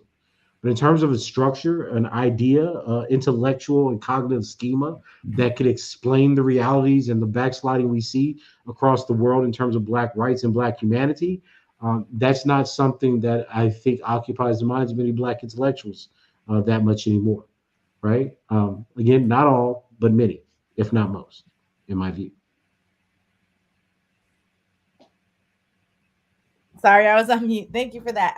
When you were discussing the issue, when we're thinking about Black academics and how their role and how things have changed in terms of what the trajectory or the study is within Black academia or Black studies, I was thinking a lot about how the stifling of Black thought exists within academia, whether you're a graduate student or you're a professor. The confines that have been created for how what you can talk about, who you could even go to even think about, like, who's available for you to be able to say, okay, I'm interested in this line of thought, of deep thought, as Jacob Carruthers would say, I'm interested in this, can you point me to this? But you don't have a lot of those people there to go through those things. And so how that stifles, Black scholars who might be, in graduate school or within the academia and looking for those things and looking to, like you were saying, continuing those legacies and build it up. And you don't have those things available because it's the stifling. When we were talking about how white supremacy's buoyancy allows for it to open up and allow you certain spaces so that it can continue, and so that you can make sure that you stay in the same circle of going back and forth, thinking that you can just keep talking about these things because space to be able to do that. So what would you say what advice would you give to Black scholars who want to remain loyal to the Black radical tradition, to the community, do what Black studies was meant to do at its onset, but want to also survive economically within a system that is based on the marginalization and the repression of radical Black thinking? I mean, that's a tough question because, I'm so pessimistic about what's happening in the United States now. I tell many of the students who contact me, look for jobs outside the U.S. Let me say this. I think that the biggest problem in the Black academy, using that as a general term, understanding where it's fuzzy around the lines, of course, is censorship. So we have a lot of problems in our communities. We have tons of premature mortalities. We have tons of comorbidities, high blood pressure, depression, right, cancer, et cetera. We have, especially in my research, I talk a lot about, I think sorry about that. I talk a lot about interracial violence. I'm interested in child abuse, child sexual abuse, domestic violence, etc. And what we do not have now is a way for Black people interested in problems affecting Black people, right? Not seeing Black people as a problem, but understanding the problems that affect Black people. We don't have scholars that are able to speak about that. We have these kinds of, I want to say, Cliff Notes versions of how violence originates in our communities. We have a disinterestedness, if not an outright dismissal of who've been scapegoated for that violence. So we don't have Black intellectuals teaching compassion for Black people who suffer, right? Everybody who we think suffers, they have to fit within a political category. So we can care about Black women because allegedly all Black men want to do is kill and rape them in our communities. We can care about Black sexual minorities because allegedly Black people are so homophobic and transphobic. They're doing harm and killing these people. We can care about Black children, but we have to say that Black men are the ones harming them, right? There's no nuance. It's just these are the axioms and guiding ideas that everybody repeats. So what you have happen is an inability of Black people to actually study how Black people live and how Black people die, because you have pre-formulated answers that have to pull up and connect with these larger ideological projects. So that's the issue. And if you don't connect with that, it's censorship. I think it's on Black Power Media. There was a conversation recently with Jared Ball discussing Stacey Patton's research on child physical abuse, where she's using statistics and data to talk about different rates of prevalence and homicide of Black children. And her research, and this is consistent with the child maltreatment data for the last 20, 30 years, showed that Black women are the largest perpetrators. Instead of having a conversation about the data, it became an ideological conversation about why we shouldn't engage in Tommy Curry-esque research that looks at data. We don't have the tools by people who say are fundamentally interested in Black liberation to liberate Black people. Because what we do with white people, you certainly have a group of white feminists that believe that all violence is through patriarchy and men. But then you have white clinicians that go into families and they're trying to decrease violence from the first moment a mother hits a son, and ask, what does that relationship of violence or spanking do to his psyche that perpetuates other interpersonal conflict? You see, they have an investment in changing their people. We have an investment in condemning our people. So the students who want to study Black people have so many different problems to confront and so little expertise in Black studies to confront them, given the turn that is taken towards discourse analysis rather than social scientific research, that there's a gap in terms of what the students can say that's actually palatable to many people or members of the Black academic class. So the students who want to do that, I would say, be courageous, right? Realize that just because a Black person is teaching you, there's still more about Black people to learn. Think about and trace the origins of the theories that Black people are professing. This, in my work, this is going back through the arguments and debates about intersectionality. But there are other theories too, like this idea that Black men want to be white men, the idea that, Black people make white people less racist, contact theory. All these assumptions and theories are problematic, but they're held deeply. They're deeply, deeply held by the Black academic class. And this is what they're teaching their students. So Black students have to become recommitted and focused to understanding the problems that affect Black people, because there's so much work to be done to try to improve our actual condition, be it, in terms of health or in terms of consciousness. But right now, basically everything we learn about Black people and advocate for Black people at some point becomes reflective of a Democratic National Platform and party, right? We're not teaching. We're willing to accept Kamala's history as a cop and her stance on Gaza because she's the best option. And we're happy to see representation. People, when Obama came out, I remember reading Obama's book, and I say, I was telling my, we were debating about this. I was like, look, I do not feel these universal class politics. This idea that if you help all poor people, you disproportionately help Black people. Nah. I mean, that may have a marginal effect, but if structural racism, which we know becomes a major impediment or obstacle to Black people's higher quality of life, and even healthcare access and, the way they're treated in clinics for other issues, then this doesn't help that. And we don't have a lot of people sensitive to that.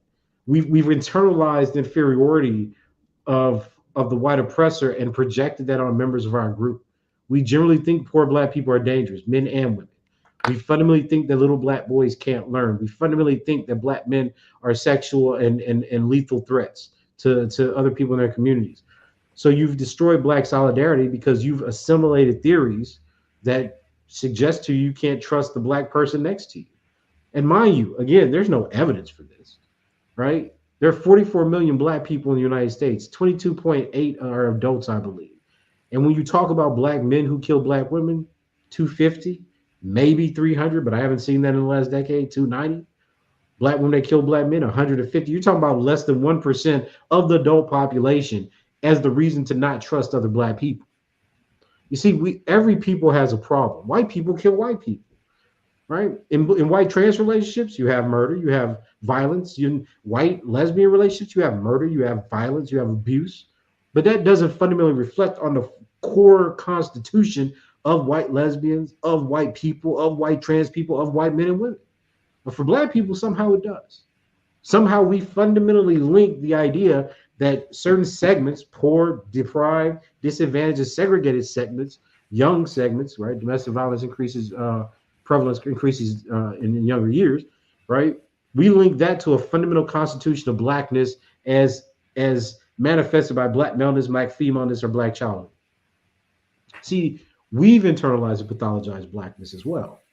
And we don't want to talk about that. So the Black student finds themselves in a situation where the Black professor, that's the symbol of progress and what they want to be, is telling them, don't study this radical stuff. You don't need to look at data. Data is bad. We don't need to understand. Here's the narrative. All you got to do is read bell hooks, right? And the research disappears and is replaced with ideology. The lines of inquiry between the Black boy or girl, the Black man or woman who says, this doesn't make sense, I want to research that, then becomes replaced with the representational ethics of what they should always say in regard to a problem. And now it becomes a matter of belief rather than study and debate, right? So we've replaced a lot of things in our aims to increase representation in the academy and the Black mind. And I want to be clear here. I'm not saying Black consciousness as if like George Jackson's consciousness is to understand the root of the white supremacist structure. Even if that becomes debatable, I think that prior to that, the Black mind says we can test that claim. We can test if Black people's downward mobility, if the prison industrial complex, if Black poverty are related to, if not caused by, white supremacy and the interests of white people. And once we inquire into that and say the answer is yes, then what new concepts and theories need to be launched to explain that reality and dismiss other alternatives we say work? You see, I fundamentally believe in the capacity of Black people to think. And what we constantly get throughout the mainstream discourse around theory and its relationship towards explaining the realities of Black people's deaths specifically is ideology. That this has to be my answer. But why does it have to be my answer? Is the only way to articulate or explain domestic violence, patriarchy, or could we link it to alcoholism, poverty, segregation? Is the only way to talk about Black liberation, integration, or could we talk about separatism? Can we talk about immigrationism? Can we talk about the complete failure of America delivering its promises? Maybe we should start thinking or encouraging Black people to go elsewhere. Or is that our only answer? Do we have relationships with brothers and sisters in France, in Africa, etc.? If so, what's the basis of that relationship? Where do we differ? You see, these are interesting questions that generate research and study and collaboration, but that's not what we've encouraged people to do, because we're much more interested in understanding the relationship that Beyonce or Cardi B has to intersectional politics and liberation, right? We've replaced substance with symbols, and no matter how much we convince ourselves to hate each other, we're stuck with each other. No matter how much we want to demonize Black men or Black women or Black children, we're going to produce each other for the foreseeable future. So the question becomes, how then do we build an understanding of each other and our conditions that do not fundamentally pathologize what we are on the basis of what our white oppressors did not want us to become? Yeah, I think especially when you, like you were talking about, thinking about ourselves, I think one of the things that's happened, the way that I've seen it within, America, how Black people live within America today, is this, like you were saying before, right? These answers and theories to the problems that you're supposed to just say, oh, that's the answer, not be able to say, well, I think there's something else going on here. I think we should dig into the nuance. I think we should connect it back to a lot of the history. And so therefore also thinking a little bit about internal colonization, but also like thinking about, African people as a nation within a nation, and therefore what are your national interests, but also within a nation, what nation are allowed to go through their growing processes within themselves to figure things out, as opposed to saying, well, we have these issues, this is the answer for it, because when you think about the United States, all of the things, or even thinking about other European countries, like you were mentioning, white people do all of these different things that they're talking about, Black people doing. But what group of people came into those countries and said, well, actually, this is your answer to this problem. This is what you should say this problem is. And so therefore you're not getting the natural growth and development within ourselves as a nation to say, like, okay, we've grown and learned through these things, and these are the ideas and ways of being that we've decided on because we've gone through these processes. But we're not allowed to go through these processes because we have to take up whatever answers are being given and presented. And so I have just one more question as it relates to that in terms of like interest convergence, right? The idea that you were talking about with Derek Bell, and which, me thinking a lot around interest convergence and the issues that still exist and the issues that continue to exist, or even after the Brown versus Board decision, and integration, and thinking even about war, what does it mean to be at war?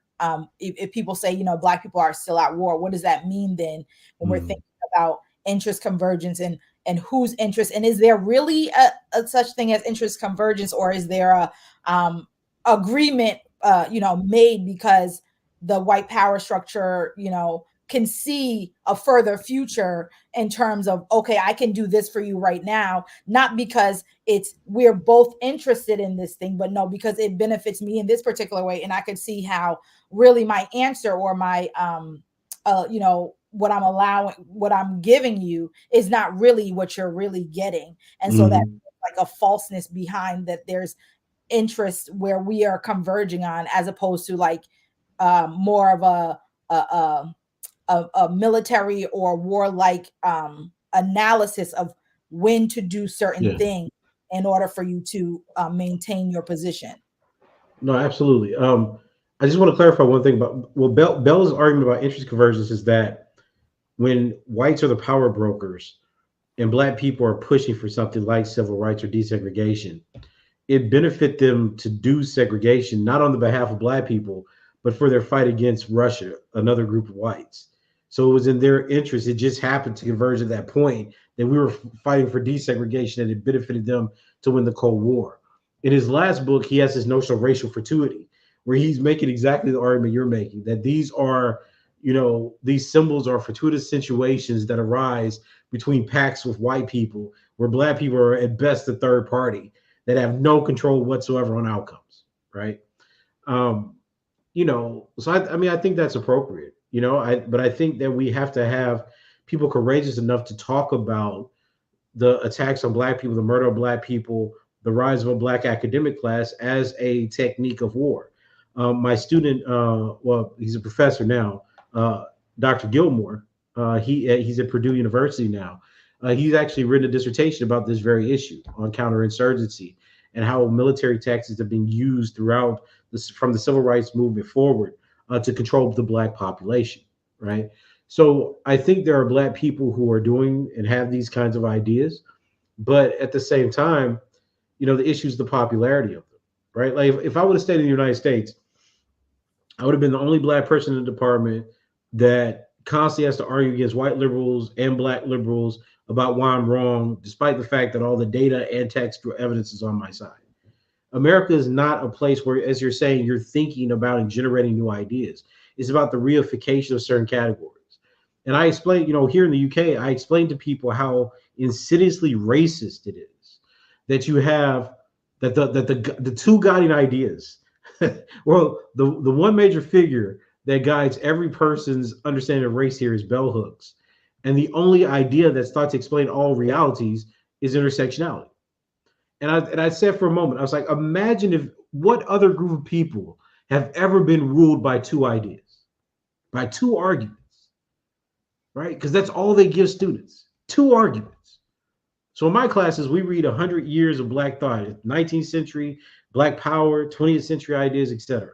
And when my students come out, they're like, wow, I didn't know that black people had so many various ideas about the same problem.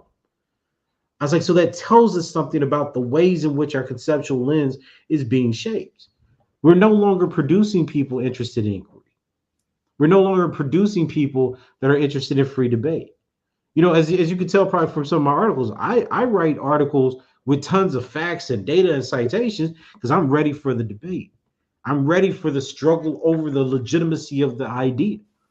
But what people do is they say, we don't want the debate. We want you to agree. You don't agree. You're not on the same side. Well, it's like, okay, maybe that's the case. I'm far too country to care about what bougie black folk think. I come from Lake Charles, Louisiana. A lot of these things in the academy are still strange to me. It was a culture shock for me to understand that black people hated other black people. I didn't come from a place where that was possible. And it took me a long time. It was a very painful process, I'll be honest, for me to understand how black people in the academy worked. I was a first generation student. I had no idea that black people had these kinds of sentiments about each other, right? And then my view, I was a debater. I pushed myself to be educated. I was like, oh, well, surely I can just show them the facts. Oh, you think this? Here's the data on domestic violence. Here's the data on rape. Here, oh, well, we don't want to see it. Oh, so this is something different. This is about a visceral hatred you have about members of our community. This isn't about you wanting to know the truth. So yeah, you're not the interest convergence. And in my work, I've tried to link that to a more conceptual apparatus of disciplinarity within American institutions and fields.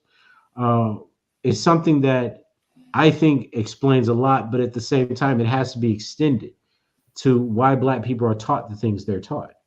And we love to go back to Woodson, but The problem with Woodson, or the problem with going back to Woodson, is that many Black intellectuals teach Woodson, not understanding that Woodson is a critique of Black intellectuals. Right? Like, and I've had these arguments with people. Like, they're like, "Oh, well, we're being miseducated." They're like, "No, you're being like." He's very clear. You're going to white institutions like Harvard, and you're learning systems of economics and theory and history and philosophy that don't reflect the realities of Black people. We should not trust you. It's that simple. But that's not how people read miseducation these days. So for me, I'm always conscious of the fact that when I make an argument, when I teach people, when I'm mentoring a graduate student, what are we mentoring them towards? Right? That's why none of my students will actually. Some of my students disagree with me, some of them agree with me, etc. But we're teaching students, or we should be teaching students, intellectual diversity. I teach my students everything I know, and I still keep their creativity going so they can move beyond me. Because I'm 44 years old. At some point, my perception of the problems in time will change, right? But my ideas are useful for my time. I grew up at the end of segregation, so I understand the racial realities as a Black man from a very poor part of Louisiana that understood segregation and what it meant. And I see it throughout the world. I see people. I meet South Africans that still hold that inferiority complex from apartheid, and I recognize it because of where I come from. So I understand that connection. But the world's changing. So someone who's 20 or 19 now has a different perception of the issues, and that has to be able to grow. It has to be fueled. It has to develop into a system and analysis. That's how our people move forward. Our people do not move forward in alignment and agreement intellectually. They move forward through diversity, debate, and a dialectic. And what we have now are people who want to kill that dialectic, which is why everybody gets the kind of starter pack of bell hooks, intersectionality, let's all get along. That race isn't a problem. It's just you Black militants. Instead of saying, well, look, why is it, if we're wrong, why do you have 300 years of Black people fighting through each generation, from slavery, from Jim Crow, from multiculturalism, now to the era of Trump? Black people still fighting the same thing. Right? If this wasn't an issue, what's wrong with presenting racially disaggregated data? You see, we've been mind tricked because we see fame, we see people that's on MSNBC, we see people who are offering their opinions on things and pretend that punditry is the same thing as research and a professional thinker or an actual Black intellectual. Right? Your opinion about a matter, just because it's disseminated to thousands of people, doesn't make it any more true than if one person read it and understood it. Right? The stake of the significance of truth, right, becomes really, really important here. And we come up with new fancy names for things, which is what we do. We say, oh, look, this phenomena exists within Black people. Let's call it something. Let's give it a name. But what does that do? If we don't teach Black people that we're actively caring for each other, if we don't teach that there are Black fathers raising children for themselves, that there are Black fathers who are taking care of their wives because they're sick or because they're hurt, are there Black mothers who are doing the same and have compassion for Black men? Are there Black same-sex couples that are fundamentally contributing to the ways that we re-understand ourselves and articulating liberation? Then how are we humanizing ourselves?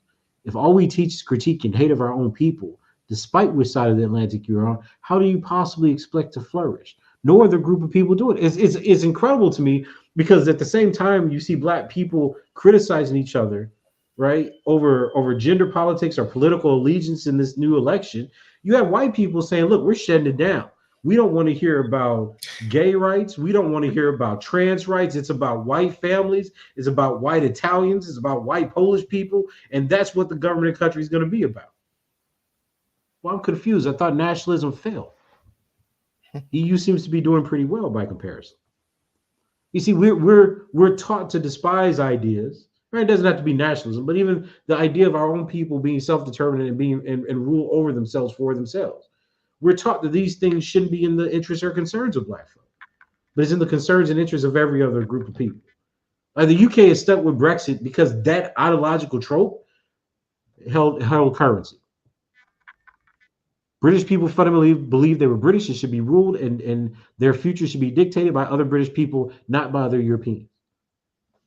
So how is it that every other group of people throughout Europe, and now even in the United States, because make no mistake, the argument with Trump is about white nationalism and a white republic versus everybody else. So how is it that every idea holds currency? That white people could run for the highest office in the land, right? And won at one time based on these ideas, but black people can't even write about them. See, this is what I mean. Nobody asks why. Let's say it's completely wrong, but why can't we even write about them? If they can run political parties and platforms and win the presidency on it, why can't we even write about it? You see, this is if the EU can say, well, look, we don't see race. We're a white republic. You know, Belgium can say what happened in the Congo didn't happen. It's over, right? They have these beautiful ivory halls and everything. It's just so much opulence in Europe because of their exploitation. But allegedly only violence and murder benefited them, and it can't benefit you poor black people. You see, all the lessons we learn of how civilizations rise and fall somehow don't apply to black people because we're supposed to be kept. We're a kept population and we're kept intellectually. And when you reject the idea that something's fundamentally wrong with black people, you're dangerous and unpopular. You're a radical. So when a black person says, I demand the same kind of integrity and belief in my people to rule themselves, to build a future, to raise children that every single white racist, imperialist, and colonialist has had in killing everybody else so they could occupy the land with their children, et cetera, et cetera, et cetera, I'm a radical and I'm a terrorist. Right? But what builds white societies is not supposed to be things that black people think about. What builds white intellectuals and white science are not supposed to be things that black intellectuals think about. We are kept in our place because we refuse to think beyond the ideology and dogmas that have been white approved. And this is the problem for the student. There's no courage. There's no inquiry. There's no inquisitiveness. There's no curiosity that they're allowed to have because we want to make sure that one side wins. And that's a liberal feminist ideology that we now see operating as a justification to vote for Kamala, despite not articulating what the hell she's doing for black people. Oh, she's not Trump. That's good enough. Right? I refuse to believe that black people are so simple-minded. And I think that it's that idea, right? Because we had to fight so hard when I was younger. We had to the idea that I could read or I could debate or that I was interested in these other things. Those were not things that I was allowed to hold back then. You know, I see some of my classmates now and they're like, oh, it's so great that you're a professor and all this stuff. But we're in the classroom, you know, I was pathologized like other black boys. You know, there was a certain thing in me where I refused, right? They called me angry. They said I was, you know, antisocial. That was the big thing. They always like, he's so antisocial. He has a chip on his shoulder. I just didn't like you, right? I recognize, and it's not like, it's not, I think a lot of people like to pretend, oh, I'm so gifted. I don't know if I was gifted. I know I took a lot of gifted tests. I know I excelled at certain things rather than others, but at the end of the day, it was my perspective. I chose to want to learn, and I love reading, and I love learning things and asking different questions. And we constantly stomp that out of our people. We all across the world. I over the last 5 years, I've spoken to people in France, I've spoken to people in Canada, I've spoken to people in Africa, and it's all the same. We fear announcing what we all know, which is that our knowledge, our consciousness of the world, our reality, what we can strive for, are all limited and have to be approved by the white institutions or the white majority or the white colleagues of our departments, our colleges, universities, our employment. And that demoralizes us. So what do? We turn inward. We have a reason to hate our sisters. We have a reason to hate our brothers. We don't want black children. We don't want to put them in this world, but we have to live. Right. And it's that process, right? Is that process that makes me just so disappointed and so heartbroken because, there's not any other group of people in the world that will demonize and condemn themselves the way that we do to our own, and that's why I refuse to do it. Right. Like I refuse to, despite all the violence I see, because I work with black male victims, it's not because black women are bad, because of the conditions and situations they're put in.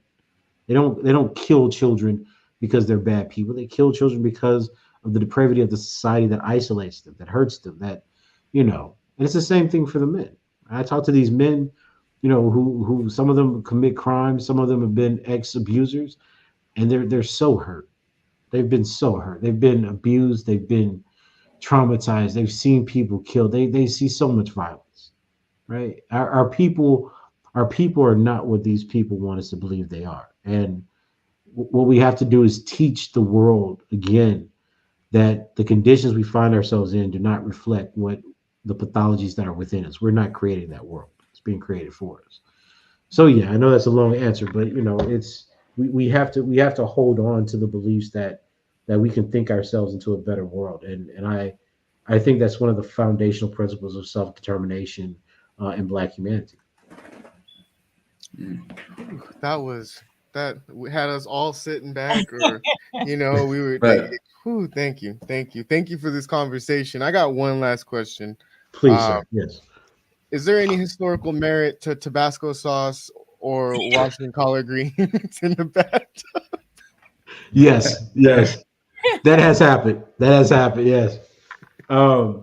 Tabasco sauce, Avery Island. Actually, I'm getting older now, but I have this fuzzy memory like we went there when I was in elementary school. I'm almost positive we did. But recollection from, and it was when I was young, so I had to be like 5 or 6. So it's getting a little fuzzy. But yeah, I think we went to see where the Tabasco peppers were picked. It's the best. It's the only hot sauce, right? So this Louisiana red and this Texas peach, that's not hot sauce. My wife gave me some of that when we first started dating, and I was so offended. I was, I was like, why are you giving me food coloring? I'm from Louisiana. It almost broke our relationship. It was that bad because she couldn't season like we did. I was like, and my mom's added fuel to the fire. She's like, oh well, if you decide to be with her, I have to teach you to cook. So we're going back and forth on this issue. Collard greens, yeah. I mean, the easiest place to wash collard greens actually is the bathtub because because usually when you're doing a big pot of them, because back in the day, like we used to have these big, like about that big, you cook greens in them. But nowadays, most people do them in the sink. So, but yeah, I've seen people wash greens in a bathtub. Because back in the day, you used to have what was it? It was these crystals. It was what's it, Clorox? It was in a green can, and you used to clean the bathtub with borax. Yes, and you used to clean it the tub with that, get it real clean, rinse it out. And then you you put in the hot water, rinse them off, and you put in the cold water and let them sit so the bugs and everything can come out, and you got your greens. Professor Curry, it happen, brother. Professor Curry, my OCD is getting to me right now. I think the problem becomes when people putting stuff in toilets. I've seen those videos. That's not gonna happen. But if you think about it, in terms of bathtub, man, the stuff that goes down the kitchen sink, at least where I was from, because we used to clean live animals there. You kill a rabbit, you pull you're cleaning in the sink. So that's not too bad. It's the same concept. I'm a little country, man. I've seen people shoot and eat squirrel. I've seen people eat alligators. That's the part of Louisiana I happen to be from. So, I don't partake in these activities. I don't like to taste them, but nonetheless, I do have family members. I just keep historical knowledge of it. That's all, brother. Brother, it's funny because I'm only 44 years old, right? And I look, I think this is probably the function of me getting older. I look back now and laugh because I would have never thought that a little country boy riding down a dirt street, putting bricks under a board to make a rim, would end up having these conversations. I just understood one basic thing is that when in our neighborhood, it was a black neighborhood for black people who were basically black middle class. It started off that way. I just knew that this world was different once we left the neighborhood. That's all I knew, right? Because we had to fill out of zone forms to go to the white goods schools. We had to drive to the other side to get the good groceries and stuff. And as I got older, you see it more and more. And that's why I say is that, the one thing I guess I detest because I had to fight so hard from it in Lake Charles was that I never took other people's answers as given. And what really frustrates me now about the Black Academy is that's all we're told to do. And even I honestly feel that pressure on me. It's like, I feel like if you have a problem with the research, hey, write an article about it. Invite me to speak. We'll debate the issue. But they want so much to limit what other Black people can think. Why can't we explain issues of abuse through class position and residence? Why can't we explain violence through sociology and science? Why do we have to believe these things? Why we fought so long to not have to believe the worst things about our people from the most disadvantaged people in our group? Right. And now today you have black middle class people telling me X, Y, and Z. And it's so like, now I get accused of it. Now they're like, well, you're at a fancy institution. I was like, well, I am. Largely because I don't want to be around y'all all day. Like, there's a disconnect there. I don't understand how black people think so ill of themselves. I really don't. And I think that the fight now has to be, as America's not going to get better. Like affirmative action's gone. So think about it. That means that in a generation or so, right? I mean, assuming the average life of an academic is 30 years, because they'll probably be in their mid to late 20s, 50, 60. So maybe 35, 40, right? There's a real chance that in 40 years within our lifetime, the white academy will be just that, the white academy. Because the people coming through now in terms of admissions that are going to be entered into getting PhDs and funding, et cetera, they're not going to look like us without affirmative action. So the policy fundamentally changes the complexion and the character of the people who will be creating thinking theories, et cetera, that are going to teach black people how to interpret their realities. And we need to think about that. You see, it frustrates me because it's like when we talk about, it's like, oh, well, just what's right here, right now. But, it's like I said in 2019, they're not attacking, the alt-right could care less about Tommy Curry. They're making a point about what I teach, what I say, what other black people can teach and say. And other black people are like, well, Curry's a radical, so we'll just distance ourselves, we'll be fine. Well, what happened 4 years later? You see, we don't connect because we don't believe in each other. We're just like, oh, it happened to him. He's a black radical man. He's not. Now they come after you. So now what do we say? We had Obama, we celebrated. Then they had Trump. And what did they do? They took over state governments. And now because they took over state governments saying we're not funding state institutions. So the notion that we have around decolonization, if we can call it that in America, right? Fundamentally becomes problematic because it threatens the interests of the people that are allegedly paying their checks. It doesn't work that way. Taxpayer dollars do contribute to state universities, but what white people are saying is like, Negroes, we own you, right? And that's just the unfortunate position we have of being oppressed.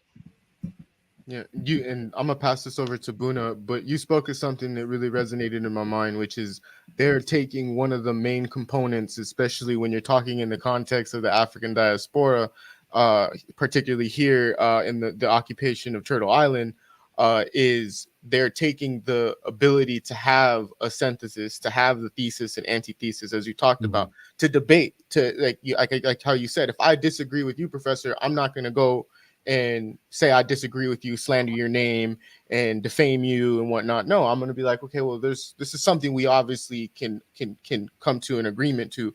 It's just we live under a system that as soon as we get to a point where we collectively want to start doing things, we can never do it because we live under a system that has a certain sector of individuals that comes in right when it's when it suits the needs of hegemony to say, hey, we're not doing this. This is, remember, we got this we got to worry about. This is what really matters. So I'm gonna pass this over to Buna because I know Buna has been waiting. So no, I could listen to Professor Curry for hours, but unfortunately we have time constraints. So last year when he came, we did translate some of his articles. I think it was about 6 or 7. And we're actually in the process of getting them published, but hopefully by the end of this year or early next year. So we're really grateful, for all the work that he's been doing. He's the only philosopher that I know of who's relying so much on data, right? I didn't even know that existed. I mean, philosophers were working with, I like facts. I've never seen it before. So, maybe it's because the type of philosophy that I was taught was not correct. And what's really frustrating is that, as you said, people are so much, indoctrinated that they don't even accept facts. And this is one of the issues that we've had, because I was told that some people did not attend, the Congress that we organized, although there were hundreds of people. Some of them did not attend because, they were not comfortable with the type of ideas and type of data they were coming up with. And as you know, and we've discussed it, there have been some people here in France who have been trying to attack his work, based on, I would say, unlawful and very specious, techniques. So we have to make sure that his work is promoted, and this is something that we'll try to continue to do here in France, because there is a real battleground here. Because, like you said, it's only a certain type of theorists whose work is getting translated. I don't know of any book of Derek Bell or Richard Delgado or even W. Du Bois. W. Du Bois, there is some, but some of the most radical Black thinkers, their work is not translated, and it's not a coincidence. So I actually wanted to discuss as a conclusion, but we'll keep it for next time, some of the project that we're working on. But we'll definitely have you back, sooner than expected, because the demonization of the Black men that you've made reference to in this interview, and also in the book that I'm going to show again, but people can actually see in the background of Professor Curry's bookshelf. You can see. I forgot to put that. That's just standard. I promise you. That's a very important book that we'll probably discuss. Thank you. I appreciate it. Because we'll have Dr. Curry back sooner than our viewers expect. And I think that, after watching this, many of them will be requesting, Dr. Curry. He'll probably be the most requested speaker. Well, I don't know about that, brother. So yeah, thank you again for it's been an absolute pleasure. Thank you for your availability. Thank you for your work. And thank you for, investing so much energy and also love, because what transpires from what you say today, and also from your work is unconditional love for Black people, right? And this is something that we have to nurture, because, like you said, there is a anti-Blackness that many of us have internalized, and I don't exclude myself from those people. I think for very long, I have to confess that, I thought also that there were issues with Black people, When I look around me, I say, I have so many problems. But instead of studying the problems, we assume that the problem is Black people, right? Exactly. Instead of that's the problem, yeah. We really appreciate your work, your teachings, and we hope to have you back very soon on Black Point Media and also other platforms in French, because I'm your official translator. You know that, right? Hey, I appreciate. I'm humbled by it. That's why I say, brother. Like these are dreams I never thought. I write because I figured one day after I die, some young person in a dusty basement will say, "I'm interested in this guy." It's incredibly humbling, given where I come from, that my work resonates with so many people around the world. It's truly humbling, and I'm certainly grateful for that. Thank you, Professor Kirk. Thank you. So my daughter is knocking at the door now, saying like, Isaac has to close it up. I understand. I think mine's coming up the elevator. But thank y'all so much for this conversation. Thank you. We'll see you. Thank you so much, Dr. Curry. All right, you guys. That was a pretty dope conversation. I know we're pressed for time. So I don't know if anybody has any last remarks. I just want to say thank you, Buna, for requesting that, locking that in and locking in potential conversations. Yeah, that was such a dope conversation. I know that I think Buna has to dip as I thought you were. Yeah, I'll have to leave because my daughter is in the room and okay. No problem. To the viewers, I want to say thank you. So I guess I'll have to leave. But we almost done. So.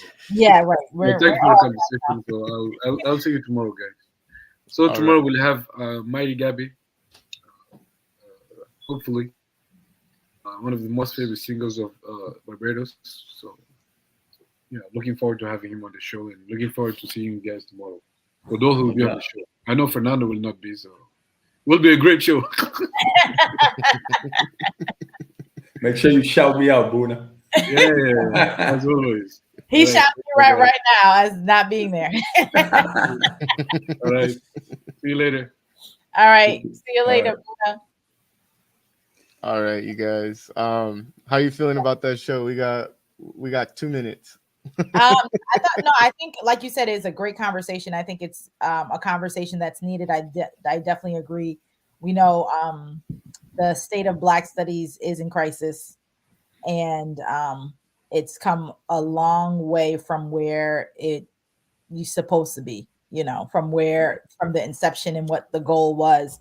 And we have decisions to make at this moment, but it takes us talking about these things and like he's saying, having the space for us to like work through dialogue and plurality of ideas in order for us to be able to create the future that we want, that we know we need.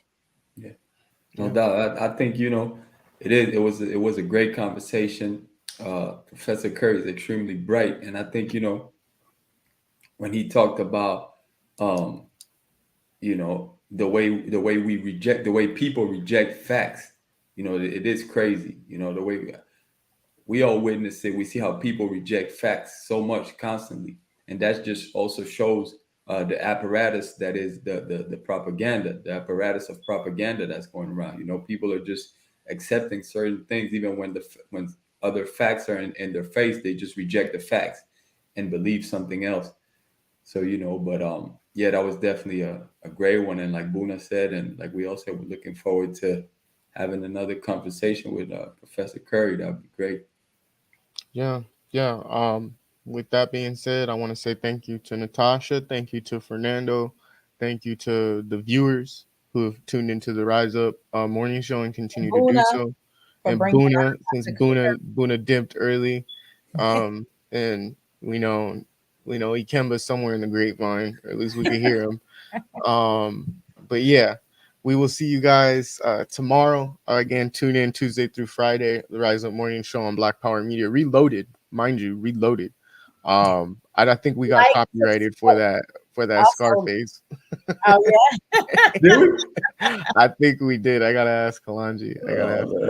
Also, like, share, subscribe, and hit the bell. I think I got those. And our Patreon right here, support at patreon.com/backpowermedia reloaded. And so much needed.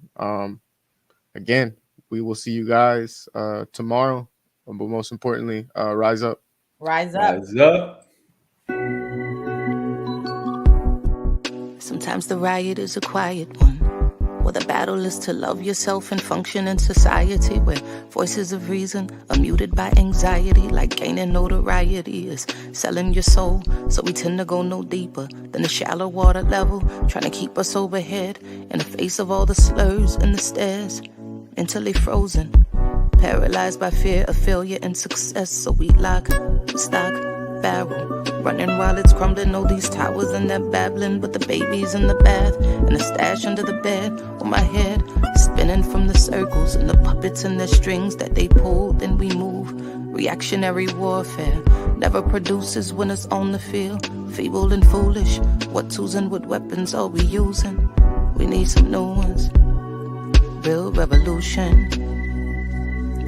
It's real solutions. What we've taken on the ways of the ones who conquer with their guns and religion and division. Got my inner me looking like my enemy. Real revolution. Where my inner me really a mirror for the galaxy. New time, brand new paradigms, new contracts to sign. They thought that this would all be televised, though it's happening right before our very eyes. It's on the inside, with their guns cocked. When that rock drops, standing on the rooftop, praying that the mountaintop can live inside the valley. People tell me the reward is somewhere off in heaven, like heaven's only in the sky. A chariots are swinging, like God is something separate from yourself, from your wealth, from your lover, from your neighbor. Oh, your savior is coming in your own name, coming with the face the same. Real revolution. It's real solutions. where we've taken on the ways of the ones who conquer with their guns and religion and division. Got my inner me looking like my enemy. Real revolution.